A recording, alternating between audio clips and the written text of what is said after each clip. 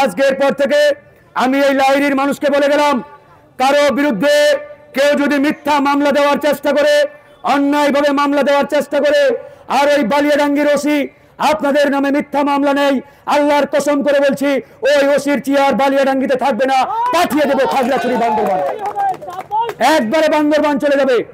আজকের পর থেকে আপনারা আমাকে জানাবেন যে কোনো প্রয়োজনে, কারণ আমি যদি মিথ্যা মামলা হুমকি ধামকি দেই, অনেক শুনি। এর আগের ওসি যিনি ছিলেন তিনিও এরকম বদমাশি করতেন, তিনি এখন কোথায় বাকিটা জেনে নেন, তিনি কুড়িগ্রাম নাকি ভাই। তো এই জন্য আমি বলছি ইউনো সাহেবও চেঞ্জ হয়েছে, নতুন ইউনো, এই ইউনো আসুক, তারা হয়তো 2-1 দিনের মধ্যে দায়িত্ব গ্রহণ করবে। ইউনো ওসি সরকারি যত অফিস আজকের পর থেকে যাবেন, 1 পয়সা ঘুষ দিবেন না। আপনারা বলবেন আমি ফারুক হাসানের লোক, এরপরে যদি ঘুষ চাই বাকিটা কি হবে সেটা ফলাফলের মাধ্যমেই দেখতে পাবেন বন্ধুগণ।